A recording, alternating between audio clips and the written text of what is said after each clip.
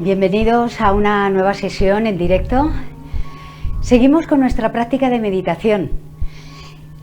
Nos hacemos a veces la pregunta, por lo menos yo muchas veces, ¿por qué es necesario, por qué es importante saber cómo funciona la mente? Y la mente que forma parte de nuestra forma de funcionar en la vida cotidiana, en nuestro día a día. La mente como instrumento de conocimiento. Y la mente es un vehículo. Si no sabemos cómo funciona ese vehículo, pues entonces difícilmente lo podremos manejar de una forma adecuada, de una forma inteligente y efectiva.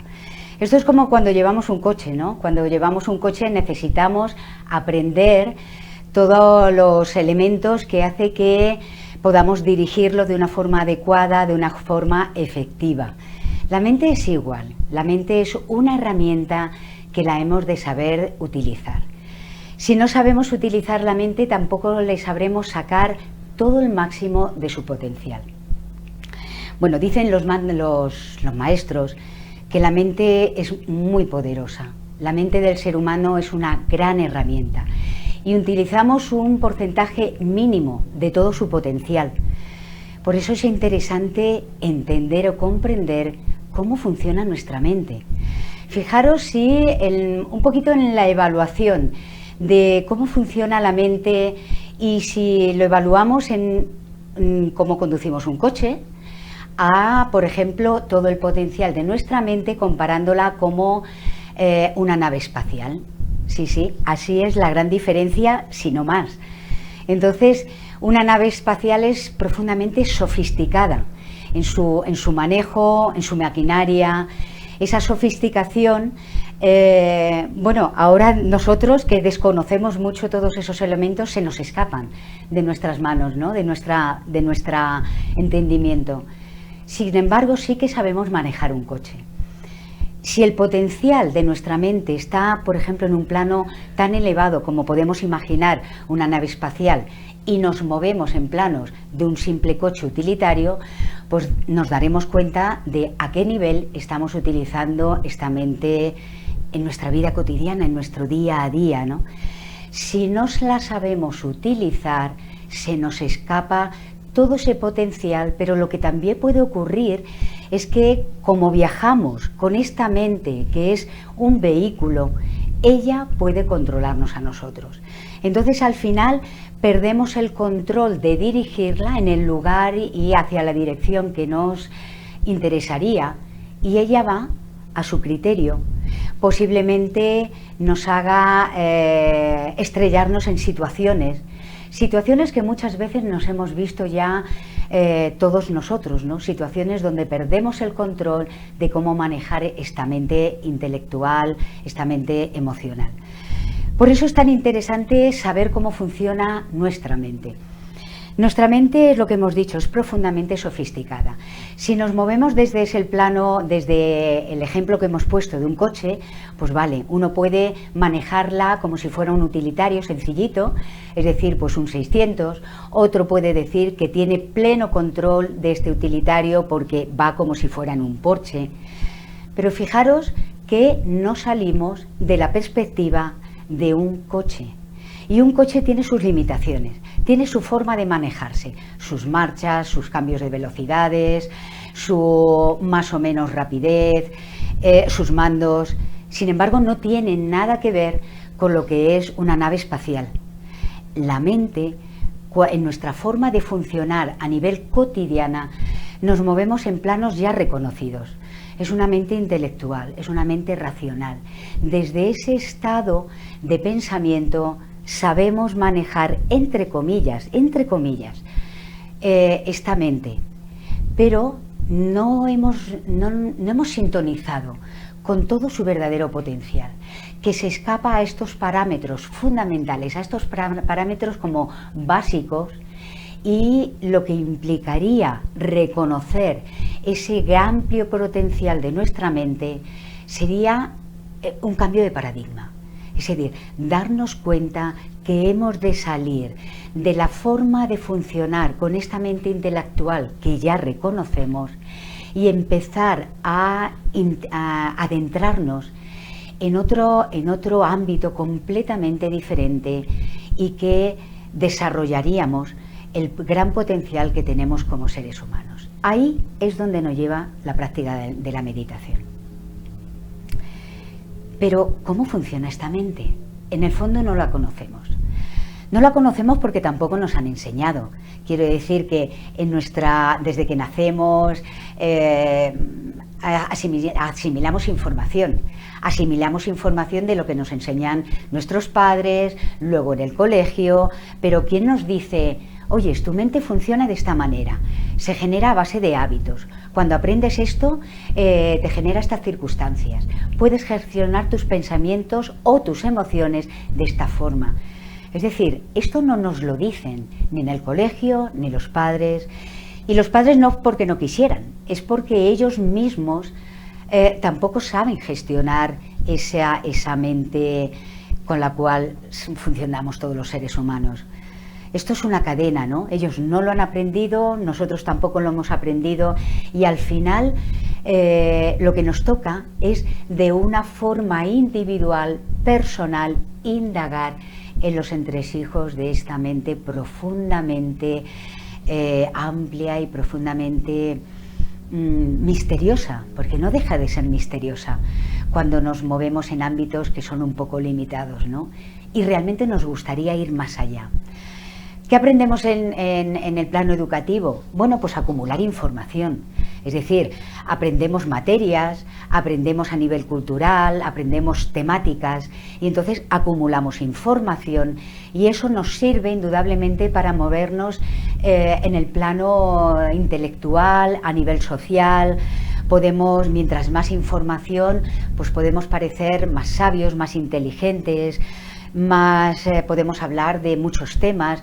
Eso, indudablemente, desde esta mente racional, nos funciona para movernos en nuestra vida cotidiana.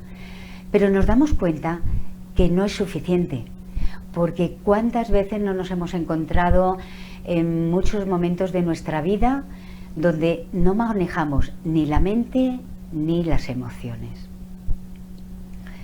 La mente es un elemento de percepción, es un elemento de conocimiento. Y fijaros cómo el otro día hablamos de que el ser humano necesita conocer. Esa es la propia esencia del ser humano, conocer y comprender. Por eso tenemos esta mente inteligente que nos lleva a integrar cada vez más información, ¿sí? Para ampliar nuestro conocimiento. Si nos movemos desde este plano racional, desde este ámbito mental, absorberemos información, pero hasta ciertos niveles, hasta cierto punto. Si nos mantenemos en este ámbito de funcionamiento psíquico y mental, pues el nivel de inteligencia será uno determinado, será X. La práctica meditativa nos lleva a comprender que hay otra forma de inteligencia, que hay otra forma de absorber información, y no es una forma de una inteligencia intelectual, es lo que se le llama sabiduría, es lo que se le llama comprensión. Fijaros que no sabemos manejar los pensamientos, no sabemos manejar las emociones, como decíamos antes, pero necesitamos continuamente respuestas. Los pensamientos es algo que podemos observar, es mucho más fácil cuando yo cierro mis ojos o cuando yo tengo plena atención de mí mismo, de mí misma. Puedo identificar cuando hay un pensamiento, una idea, una visualización. Las emociones se mueven en planos mucho más sutiles, son planos un poco diferentes. Forman parte de esa actividad de esta mente, de este estado básico racional.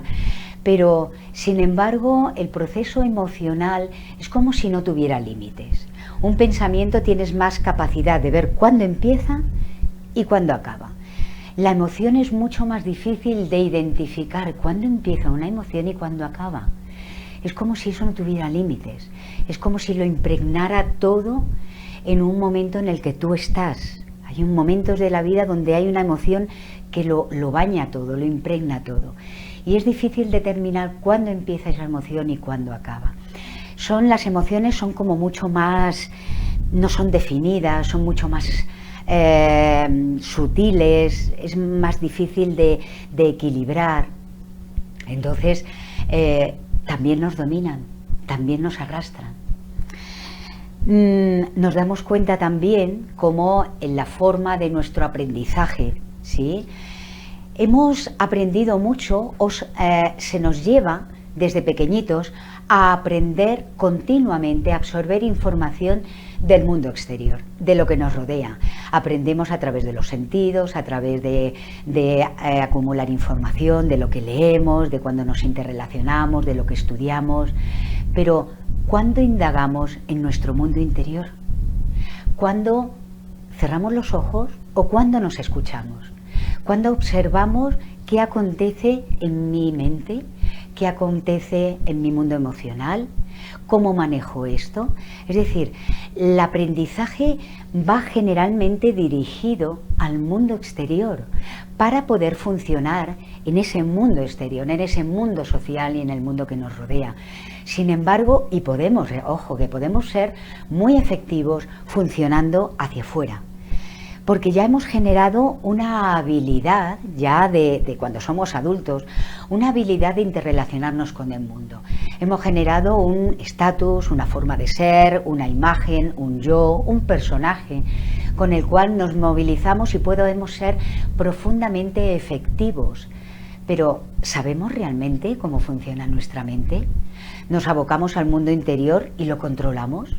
¿Controlamos esa agitación de pensamientos, esa agitación de emociones? Es decir, todo esto son preguntas que nos podemos hacer muchas veces, en muchas ocasiones, sobre todo cuando estamos en fases de crisis. En fases de crisis es cuando más nos gestionamos esto. Si estamos bien, si todo funciona, pues parece que esto no es tan importante. Pero en la vida siempre hay momentos donde todo esto se plantea, donde llega un momento donde realmente perdemos ese control y no sabemos dirigir este vehículo, que ya no es una nave espacial, que ya no sabemos ni dirigir este vehículo utilitario, este coche con 4 ruedas, que aparentemente era tan fácil y resulta que él va a la suya y perdemos el control del volante, de las marchas y de la velocidad. Ahí está la complejidad de todo esto.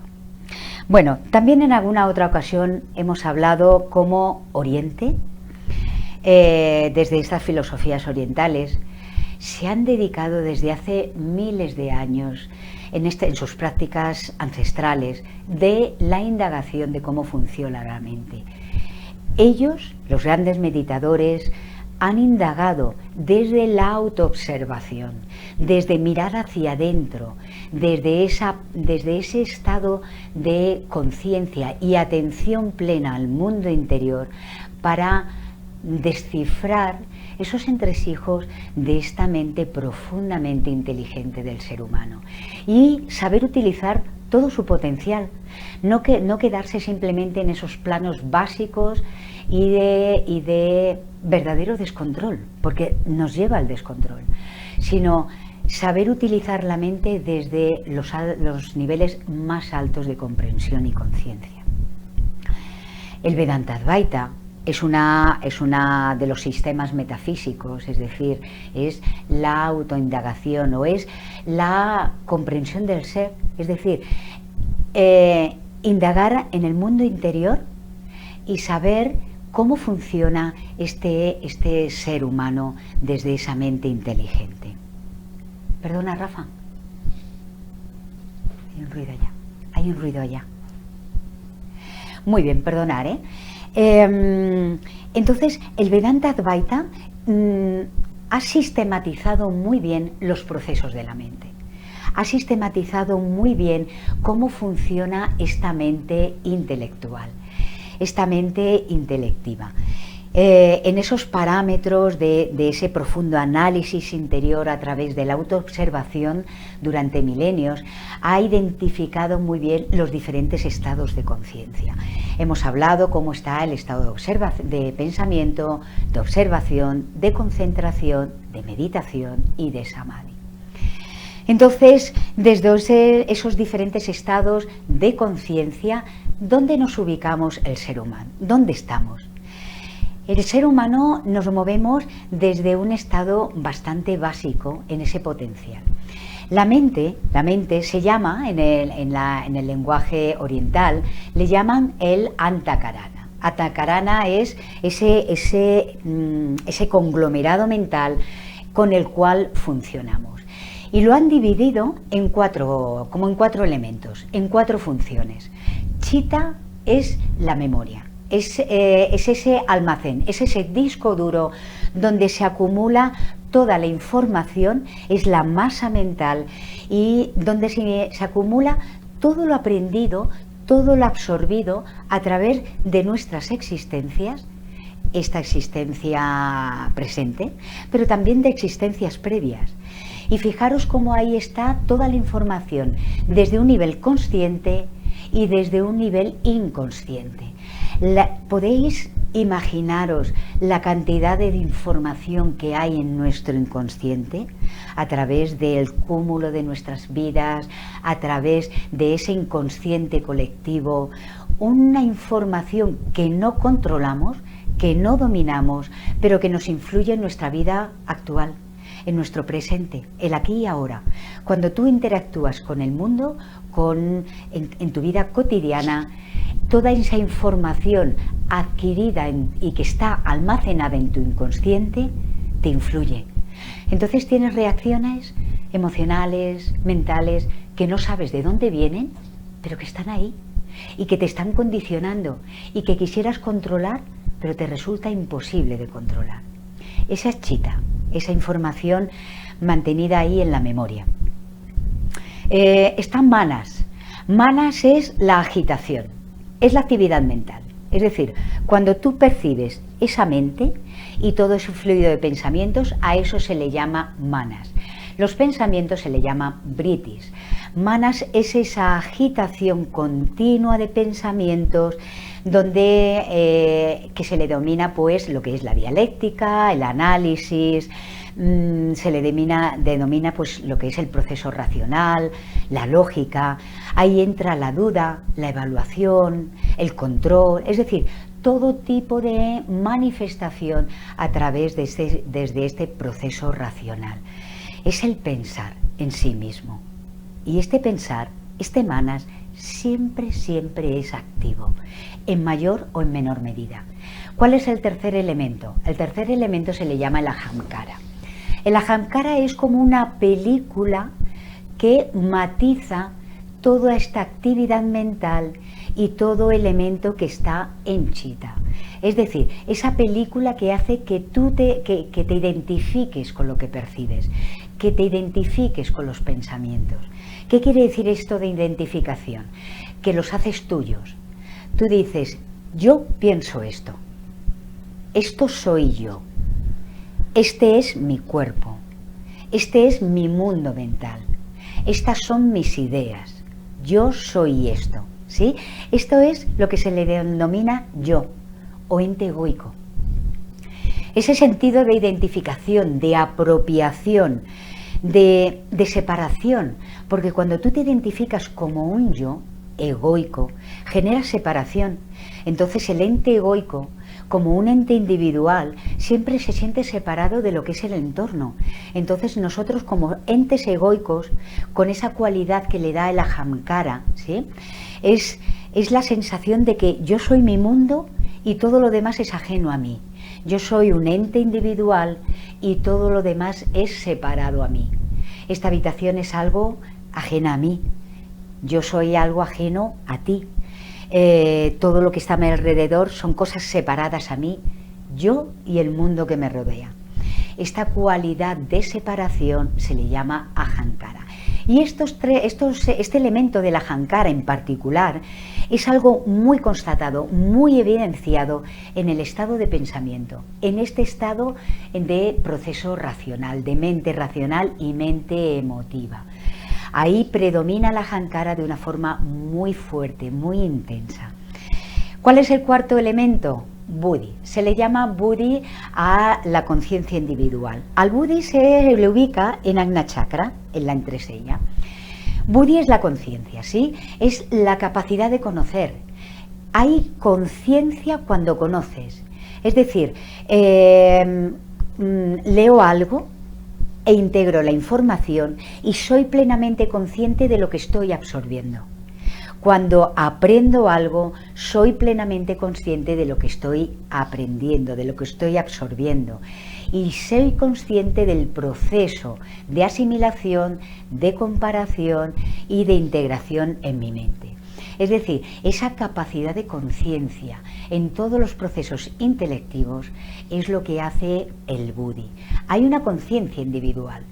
La conciencia individual es seres conscientes de que tenemos una capacidad, de que yo soy yo, conciencia de cómo se construye el mundo. Fijaros cómo los animales tienen un instinto, pero no son conscientes. Ellos funcionan de forma instintiva y automática. Tienen una conciencia instintiva, pero no hay esta conciencia de comprensión, la que da el Buddhi. En estos cuatro elementos estos cuatro elementos son los que conforman esta mente o Antakarana. Y los diferentes estados de conciencia se mueven desde estos ámbitos, desde estos cuatro elementos. Fijaros que si el estado de pensamiento tiene estos cuatro elementos, sobre todo el ahankara, el de ente individual o egoico muy marcado, cuando hay un estado de observación, de concentración o de meditación, estos cuatro parámetros cambian. Ahora no vamos a entrar ahí, porque se daría para otra charla, ¿no? Pero en un estado de observación, el ente egoico empieza a desaparecer. En un estado de concentración desaparece, porque es un estado no dual. Entonces se empiezan a potenciar la memoria, que siempre está ahí. También desaparece el manas, la agitación de los pensamientos. Aparece con fuerza y consistencia el Buddhi. Entonces, hay Buddhi, hay chitta, pero desaparece la ahankara y desaparece el manas. Con lo cual la forma de funcionar de la mente cambia completamente en sus parámetros y se estructura desde niveles completamente diferentes a los que estamos habituados todos nosotros. Simplemente porque estamos acostumbrados a movernos desde este estado de pensamiento. ¿Qué es un pensamiento? Un pensamiento hemos dicho que es una agitación, ¿sí? Es una agitación mental.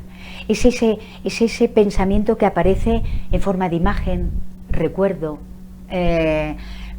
visualización. Eso es una agitación, ese es un britis.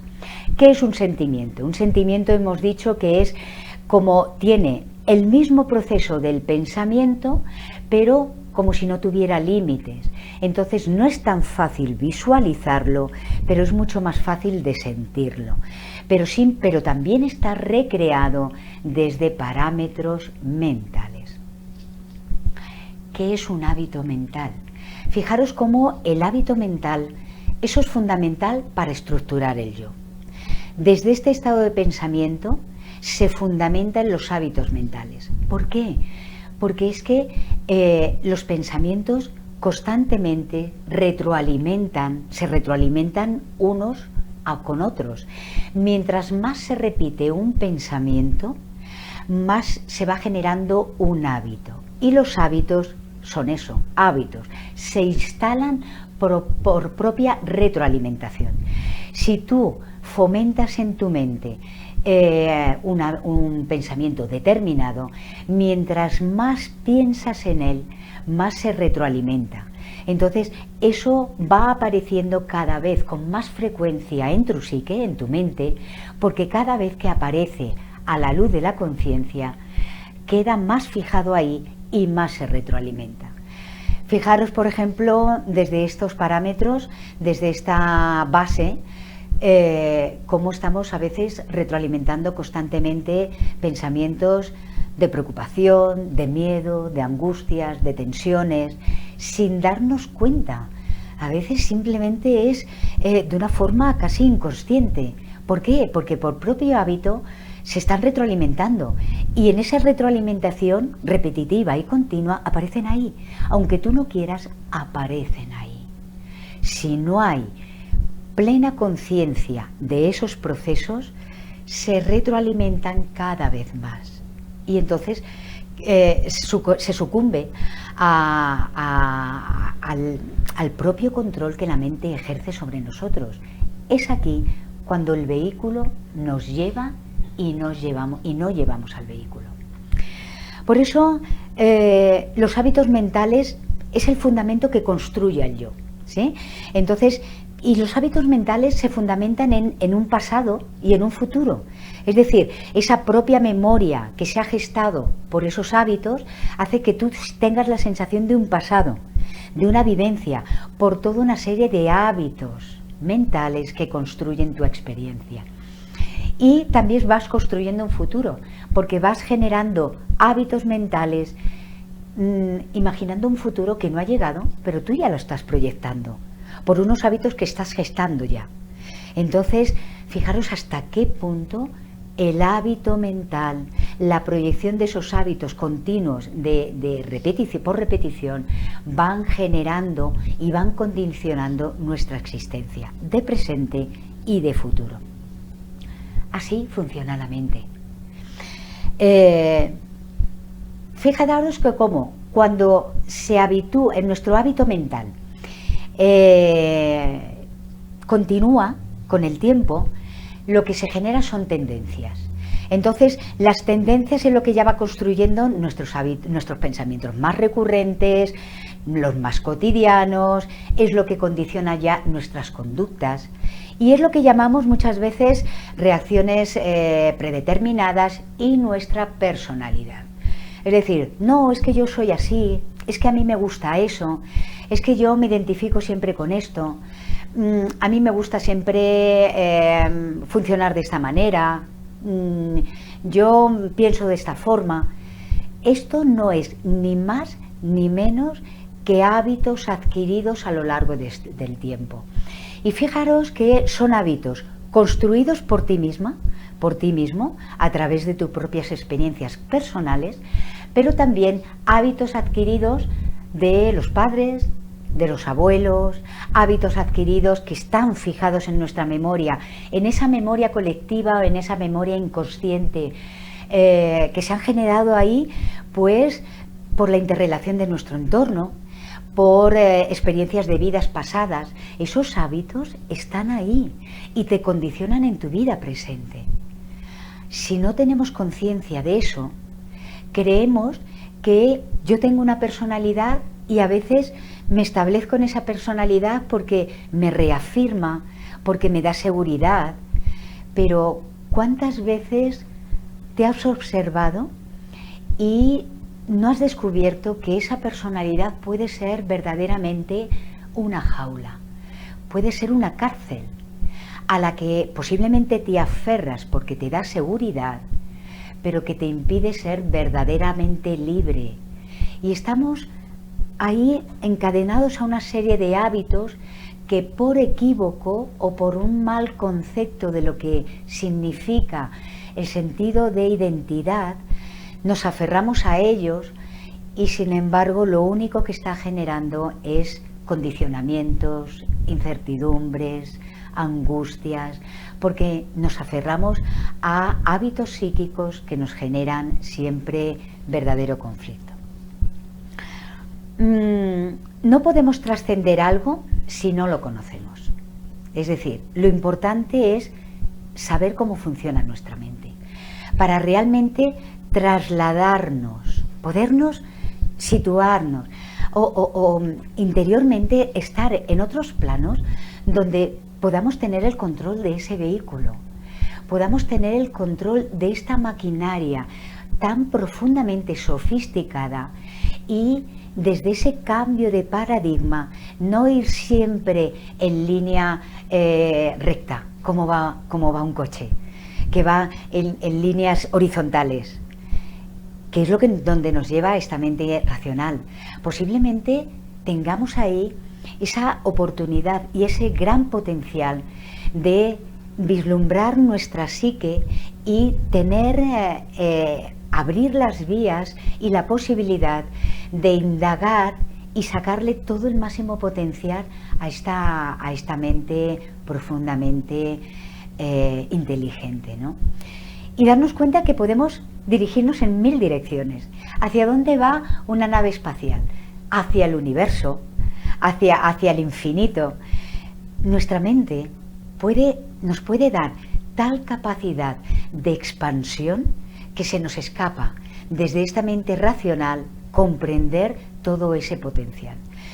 La práctica meditativa es la gran herramienta, ¿sí? Eso ya nos lo transmiten desde estos grandes indagadores que son los maestros orientales, que desde sus prácticas milenarias nos dicen que la meditación es la gran vía de autoconocimiento.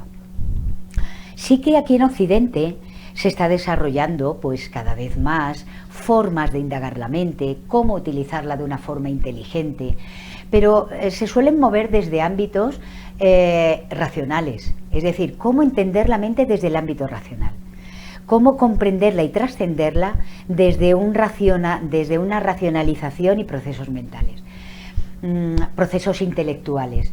Pues es que es bastante complejo entender la magnitud de este potencial de la mente desde una parcialidad.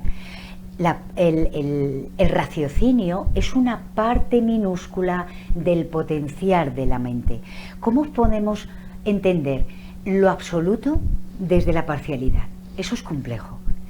La práctica meditativa, como es una práctica de silencio interior, es una práctica donde lo que se establece es un silencio de esa mente racional, un silencio de pensamientos. Es ahí donde se da por propia naturaleza, por propia madurez psicológica, la posibilidad de ese salto cualitativo a la experiencia de lo que implica otros estados elevados de conciencia. Solo cuando se genera el silencio interior puede manifestarse ese gran potencial que tenemos.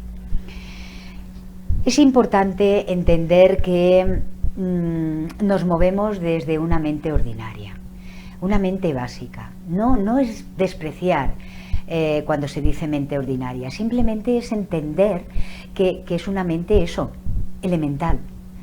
Y eso nos debería motivar para ir más allá. En otra charla indagaremos un poquito más lo que significa, cómo se estructura el yo, cómo se estructura esta mente ordinaria y que está regida siempre desde ámbitos muy inconscientes, que nos movemos desde esos impulsos que no controlamos, desde el yo idea, desde el yo ideal, desde el ideal que tienen las otras personas de nosotros, desde el deseo, desde la motivación, desde las frustraciones, desde todos esos elementos. Ahí todo eso se estructura el yo. Y claro, ese yo con todos esos elementos se ahoga, se ve limitado. Y el yo, este personaje con el que me muevo en la vida y en el mundo, quiere escapar de todo eso, pero no sabe cómo hacerlo. En otra charla hablaremos un poquito de esto. Vamos a pasarla a la práctica meditativa. ¿Por qué? Porque es que sabemos que la meditación, quien ya la sabéis, quien ya estáis introducidas en ella, os dais cuenta cómo os sitúa en otro lugar, os sitúa en otro momento, en otro espacio del interior, en otro espacio de tu psique, donde hay otra forma de percibir, otra forma de ver, otra forma de estar. Si hay pensamientos, no importa. Si hay actividad mental, ¿qué más da? Lo único que sí ha de haber es un estado de absoluta atención, absoluta conciencia, que observa el fluido mental, que observa un soporte, que observa el vacío de pensamientos. Da igual lo que observa. Lo que sí es importante, lo que sí es relevante, el sostén de esta práctica meditativa es el estado de alerta, de plena conciencia y atención. Muy bien, vamos a la práctica, que es siempre es lo más importante. Dentro de estas charlas, lo más importante lo dejamos siempre al final. Este cuarto de hora de práctica que en vuestro día a día puede ser media hora, una hora, lo que vosotros decidáis. Muy bien, cogemos la postura. Dibujamos los mudras en las manos, Chin Mudra, Jnana Mudra apoyando el dorso de las manos o Dhyana Mudra, como estéis más cómodos, más cómodas. Cierra tus ojos.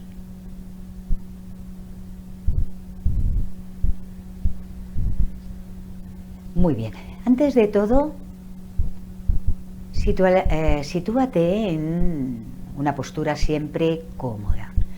Tomas conciencia de la alineación de tu columna, de si queda alguna zona de tensión.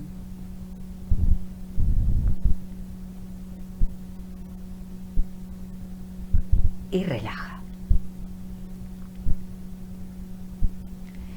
Es un momento de interiorización,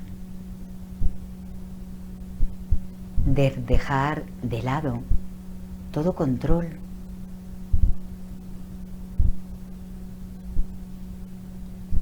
Buscas ese espacio de ti que es quieto,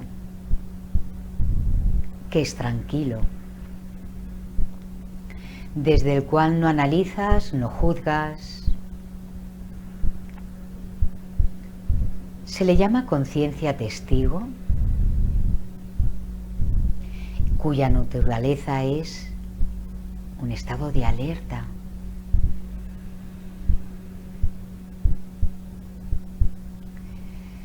Utilizaremos ahora, durante estos primeros minutos, el soporte de la respiración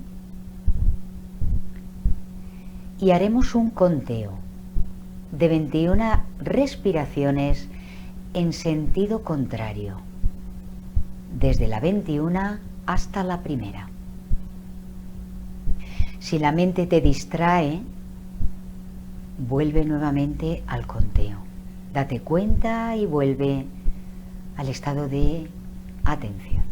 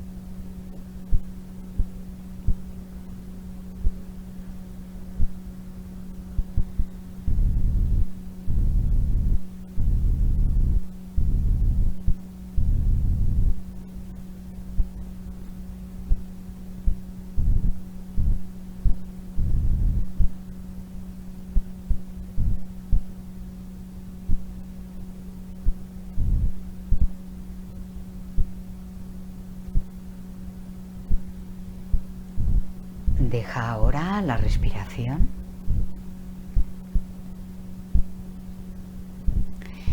Y vamos ahora a recitar mentalmente el mantra Soham.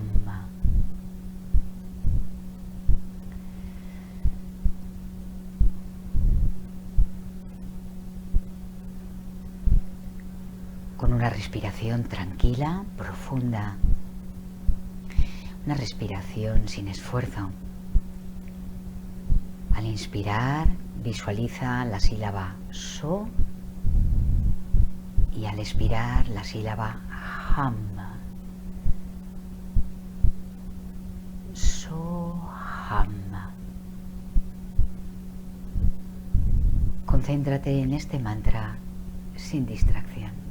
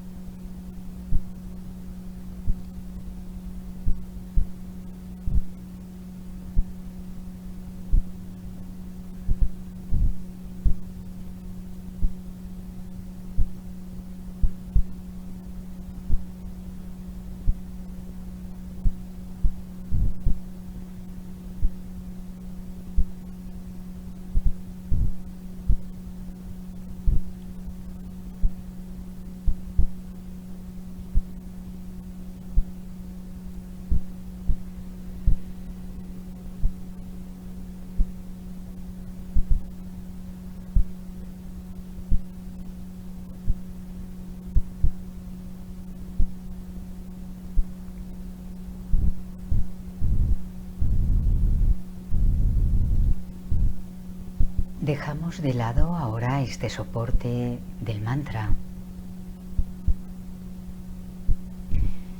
y dirige la atención a la pantalla mental. Desde la conciencia testigo observas el fluido de pensamientos. Notas cómo aparece un pensamiento y cómo desaparece. Cómo entre pensamiento y pensamiento hay un vacío.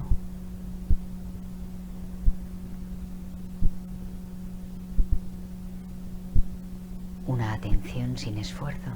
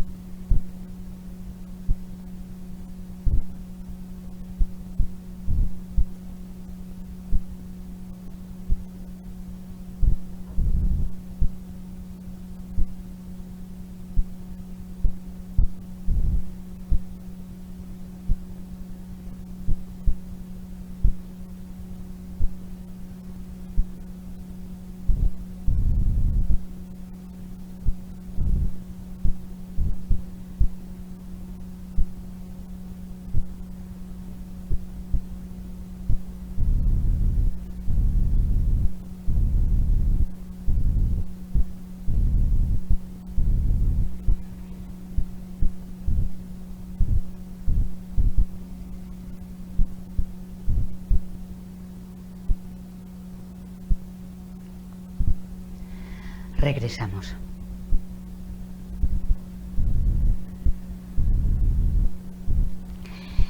Bueno, si os dais cuenta, cómo con la práctica nos casi sin darte cuenta, te sitúas en un estado de centro, ¿sí? Es como si te situaras en ese eje central, físico, psíquico, y solo desde el centro uno tiene la capacidad de sentir que se genera un silencio, una quietud. El ejemplo que hemos puesto otras veces del tornado, como el propio tornado, su naturaleza es agitación, pero esa agitación en el exterior, es decir, el exterior es un caos de movimiento descontrolado. Sin embargo, el eje del tornado es quietud. El eje del tornado es inmovilidad, es un espacio de silencio. La práctica meditativa nos lleva a situarnos en ese centro, un centro que es quietud, que es silencio, y desde ese silencio pueden desplegarse todo un mundo de experiencias, ¿no? Ahí es donde nos lleva. Entonces, bueno, os invito siempre a que sigáis practicando. Vamos a dejarlo aquí. Gracias por estar ahí y hasta la próxima. Gracias. Om Shanti.